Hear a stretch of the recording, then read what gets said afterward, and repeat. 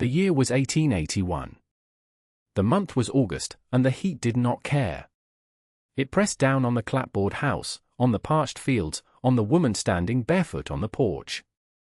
Sarah held a single piece of paper in her hand, the deed to a life that was no longer hers. The ink was faded, but the signature of her late husband was a fresh wound.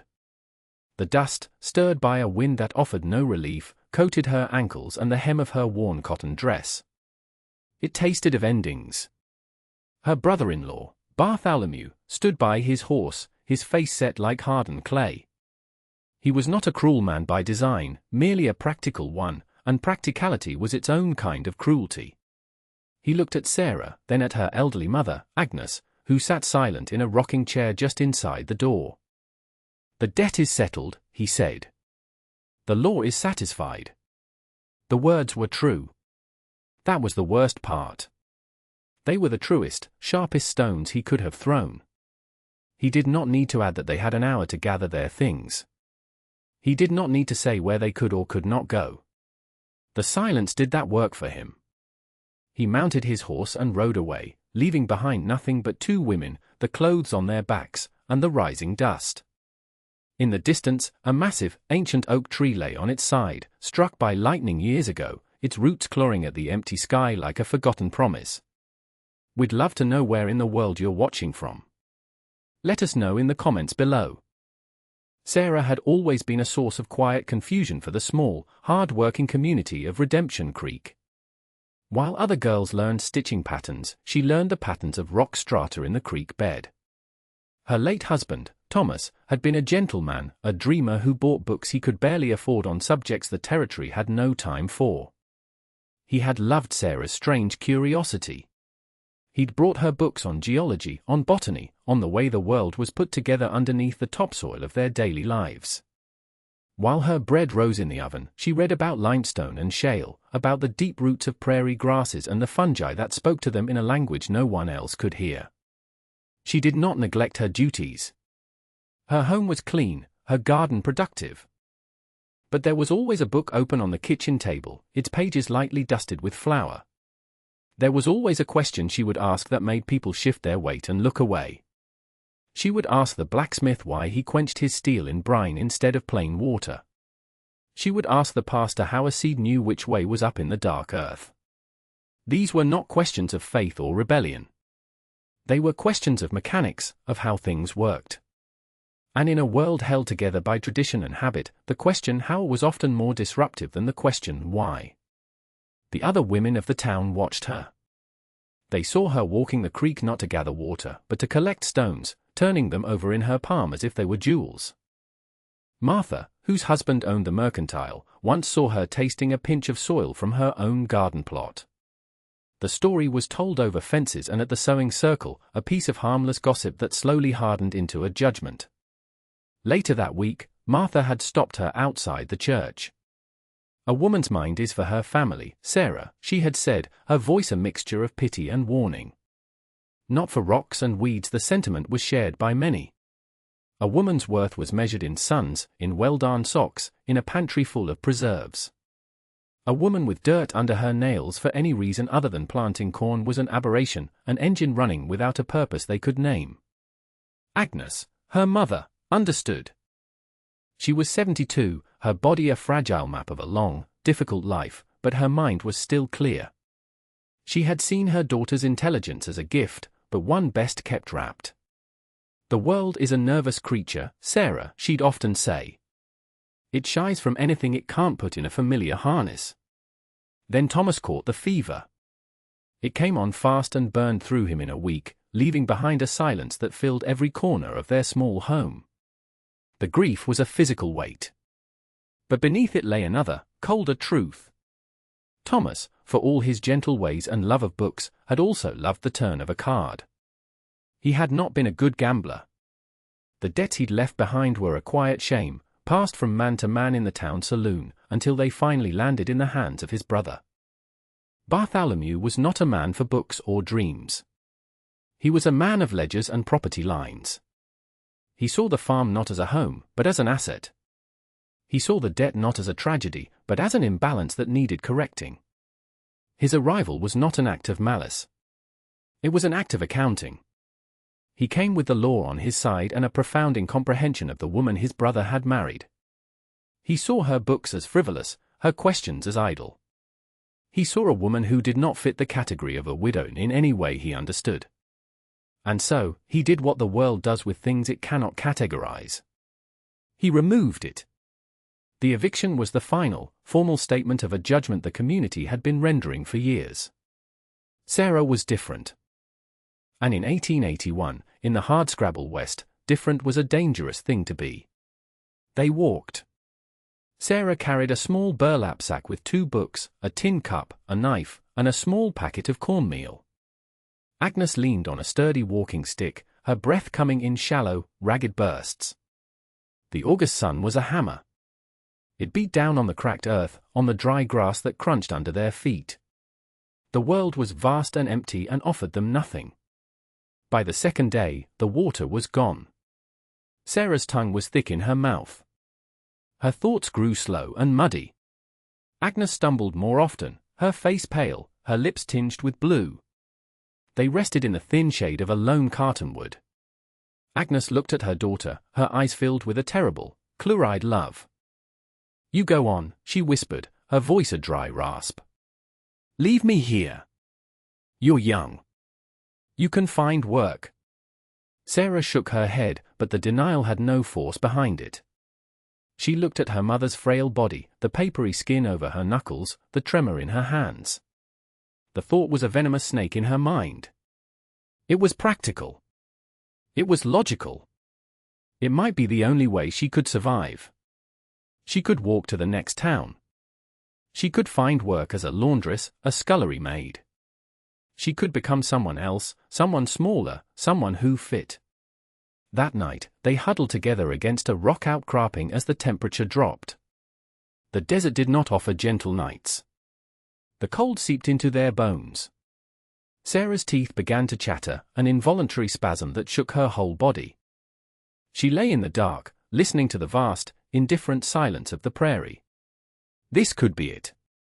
This could be the place where her story ended, a footnote in a county ledger. Sarah and Agnes. Last seen heading west, she thought of the warm kitchen she had lost. She thought of the oatmeal she used to complain about. She would have given anything for a bowl of it now, for the simple, boring warmth of a life that was gone forever. She closed her eyes and considered the shape of surrender. But something pulled her back. It was not hope. It was a sentence from one of her books. A geology text. It described how in certain landscapes, the uprooting of ancient trees by wind or lightning created natural shelters.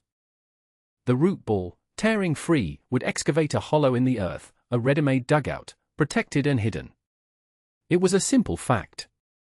A piece of mechanical information. But in the darkness, it was a handhold. Her body moved before her mind had fully committed. She sat up. Her joints screamed in protest. She shook her mother gently. "We need to find water," she said. The words were gravel in her throat. The problem was immediate. It was practical. Survival was not a grand decision made once. It was 1,000 small, ugly decisions made over and over. Get up. Find water. Keep moving. They walked at dawn, following a dry wash, a scar on the land that hinted at water's memory. Sarah's eye scanned the horizon, not for people, but for shapes. For anomalies in the landscape. And then she saw it. The great, fallen oak. It was the same one she'd seen from her porch, a landmark of her old life, now viewed from the other side of ruin. It was enormous, a giant laid low. Its trunk, wider than a wagon, lay parallel to the ground. But it was the roots that held her. They rose 20 feet into the air, a tangled, monstrous sculpture of wood and earth, clutching a massive shield of soil and rock. The ground beneath the root ball was a deep shadow. A wound.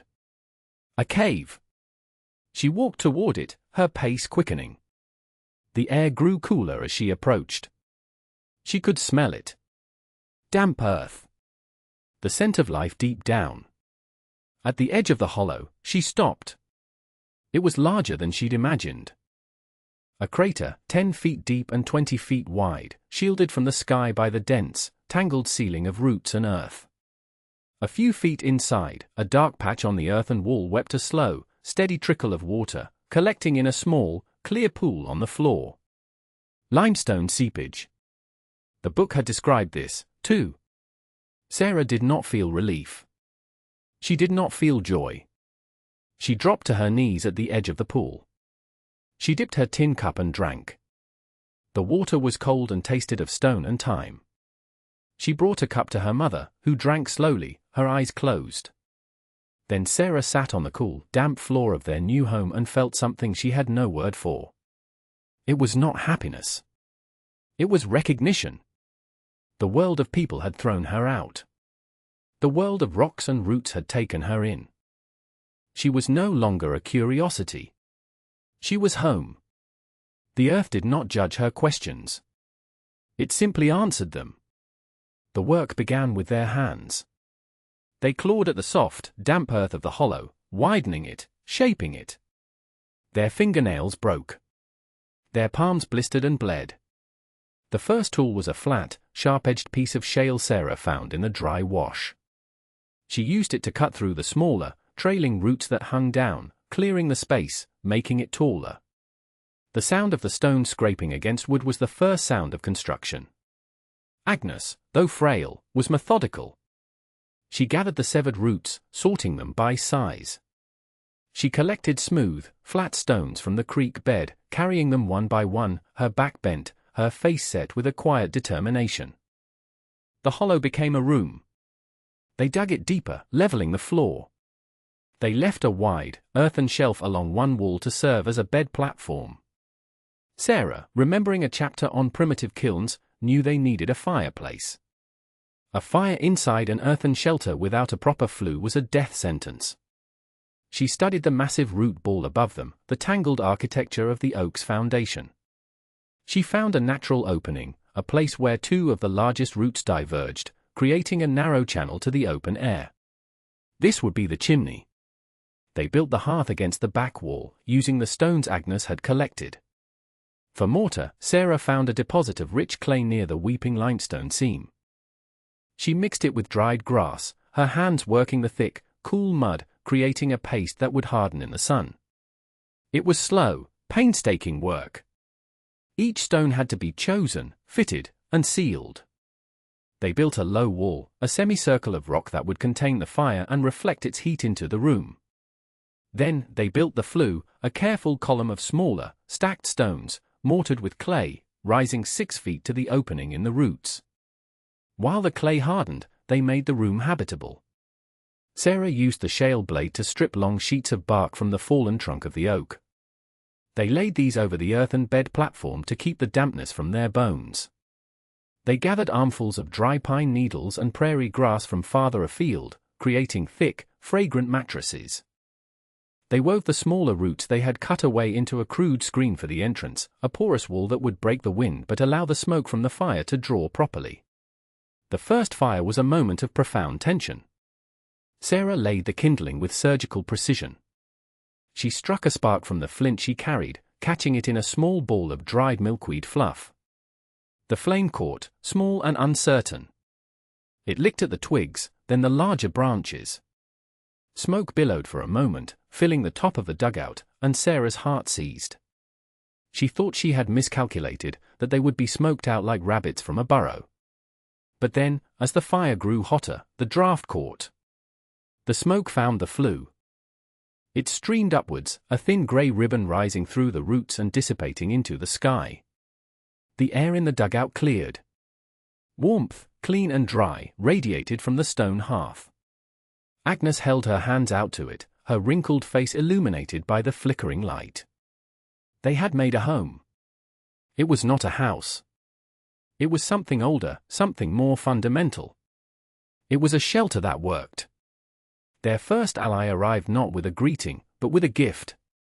His name was Jebediah, an old trapper the townspeople regarded as half-wild. He had seen the smoke rising from what looked like a dead tree and had come to investigate. He stood at the edge of the hollow for a long time, his face unreadable, watching the two women work. He did not speak. He simply observed. The next morning, Sarah found a bundle lying just outside the entrance. Inside were 3 wire snares and a small leather pouch of salt. He had not offered help. He had offered a tool. He recognized their competence and added to it. Sarah set the snares along a rabbit run she had found, and that night, for the first time in weeks, they ate meat. The salt was more precious than gold. It was the key to preservation, to surviving the winter that was already whispering in the wind. The first proof of their new life was not the fire or the meat. It was the garden. Sarah knew the soil around the fallen oak was rich with decades of accumulated leaf mold. It was dark and loamy, a treasure the sun-baked prairie hid. She cleared a small patch of ground on the sunny side of the oak's massive trunk, where it would be sheltered from the worst of the wind. She had no seeds. But she had knowledge. She gathered the seeds of wild onions, of prairie turnips, of a hardy, bitter green the townspeople considered a weed. She planted them with care, using a pointed stick to make the holes, her fingers reading the texture of the soil. She watered them with cupfuls of water from the limestone spring. News of the two women living under a tree traveled back to Redemption Creek. It was a curiosity, then a scandal. Hunters would sometimes ride past, staring at the strange dwelling, the wisp of smoke rising from the roots. The preacher gave a sermon about the dangers of turning one's back on civilized society, of women living like beasts of the field, a clear, though unnamed, reference to Sarah and Agnes. Bartholomew heard the whispers and felt a strange mix of shame and vindication. He told people they were mad, that grief had broken them. It was easier than admitting he had cast them out to this. Then the first snow fell, early and heavy. The winter of 1881 was brutal. It descended on the territory like a judgment, burying fences and starving livestock. In town, supplies dwindled. The Millers, a family with 4 young children, were hit hardest. Their cow had died, and their stores were nearly gone. Mr. Miller remembered the rumors of the widow who knew the earth. Desperate, he rode out to the fallen oak. He found Sarah, not starving, but working. She was digging through the snow to her small, protected garden, harvesting pale, crisp radishes. Radishes! In December. He stood in stunned silence as she showed him their larder. It was not a pantry of glass jars. It was a cold cellar, dug into the back wall of the dugout, where the earth's constant temperature kept their food from freezing or rotting. There were baskets of wild onions and turnips, strings of dried mushrooms, and clay pots sealed with beeswax, filled with a sharp, tangy preserve of the bitter greens. It was not a feast. But it was food. It was life. Mr. Miller had come to ask for a handout. Instead, he found himself offering to trade. He offered 2 of his last chickens for a basket of roots and a pot of the preserves. Sarah agreed. She did not gloat. She did not remind him of the town's scorn. She simply made the trade. The Miller family ate that night. The children, who had been subsisting on thin corn gruel, devoured the strange, savory food. Mrs. Miller came back the next week, not to trade, but to ask. She asked Sarah how. How did she know which plants to gather? How did she know how to keep them? Sarah took out one of her books, its pages worn and soft, and began to explain. The community's conversion was not a grand event. It was quiet. It happened one hungry family at a time. They did not come for Sarah. They came for what she could produce. But in time, the distinction began to blur. They came for the food, and they stayed for the knowledge. Years passed. The dugout home became a permanent feature of the landscape. Sarah expanded it, digging another room for storage, another for her growing collection of herbs and seeds. The garden grew, a patchwork of cultivated plants and carefully tended wild ones. She learned the rhythms of the land not as a farmer, but as a partner. She built a small stone enclosure for a pair of goats Jebediah had given her, their milk providing cheese she learned to age in the cool, damp air of the cellar. She was no longer the town's strange widow. She was a resource. People came to her not with pity but with questions. They brought her sick animals, failing seeds, and their own quiet desperation. She answered not with sermons, but with practical knowledge, with a handful of dried herbs, with a suggestion about soil drainage. Then, in the summer of 1886, a blight struck the region. It started in the cornfields, a grey, creeping rot that withered the stalks and turned the kernels to dust. It spread to the wheat, then the beans. Panic settled over Redemption Creek. The fields that had been their certainty, their future, were now a landscape of decay. Bartholomew's farm was hit as hard as any. He had expanded, taken on more debt, leveraged everything on a successful harvest. Now, he walked his dying fields, the dust of his failure coating his boots. He was thinner than Sarah remembered. The hard set of his jaw had softened into a line of perpetual anxiety. The certainty had gone out of him. He looked like a man who had been worn down by a truth he refused to accept. He came to the fallen oak at dusk. He did not ride up to the entrance with authority. He tethered his horse a good distance away and walked, his hat in his hands. Sarah was sitting outside, grinding dried yarrow into a powder. She watched him approach, her expression calm, her hands never ceasing their work.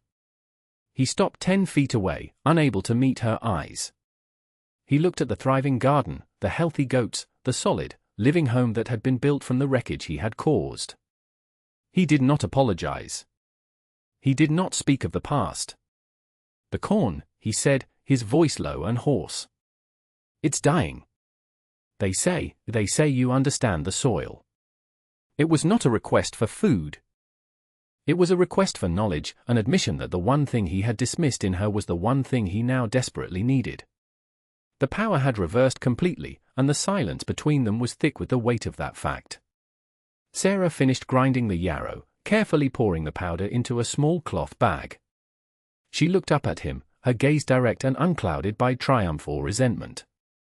She did not say yes. She did not say no. She asked a logistical question. "Where does the water pool after a rain?" The next morning, she walked to his farm. Agnes, now nearly 80 and moving with the slow, deliberate pace of the very old, watched her go. Sarah walked the blighted fields, crumbling the soil in her hands, smelling it, even tasting a small amount as she had done years before. She looked at the weeds that grew where the corn had failed. She consulted no one. She consulted the land itself, and the library of facts in her memory. She identified the problem not as a blight, but as a deep mineral deficiency, something the town slash-and-burn farming practices had exhausted from the soil. She showed him how certain deep-rooted weeds, which he had always torn out, were actually pulling nutrients up from the subsoil. She told him to let a field lie fallow, to plant it with clover, to let the goats graze on it. Her advice was counterintuitive. It was an act of patience in a world of desperate hurry. It was the opposite of everything he knew. He listened without argument. A week later, Bartholomew returned. He did not come to her home. He left a small object on a large, flat stone on the path that led to the dugout. It was a silver locket, tarnished with age. It had belonged to Agnes, a piece her husband had given her, one of the few things of value they had been forced to leave behind. He had kept it. Now, he had returned it. It was not an apology. It was an acknowledgement, something that cost him a piece of his pride. It was the only language he had. Agnes died 2 years later, peacefully, in her sleep, on the pine needle bed in the warm, quiet dark of the earthen home. Sarah buried her on the small rise overlooking the fallen oak. She continued her work. The dugout became a school of sorts. Young women, and sometimes men, came to learn from her. She taught them not just what to plant, but how to see. How to read the story the land was telling. Sarah lived another 20 years. She grew old in that hollow, her body stooped, her hands gnarled, but her eyes as clear and curious as ever. She died one autumn afternoon in the chair she had built from oak branches, a book of pressed flowers open on her lap. The fire in the stone hearth was banked and warm. Outside, a young woman she had trained, one of the Miller granddaughters, was milking the goats, the sound of the milk hitting the pail a steady, continuing rhythm. They buried her next to her mother. The town, which had once cast her out, now mourned her as their own. The headstone they placed, carved by the blacksmith's son, did not speak of her hardship or her forgiveness. It said only one thing. Sarah.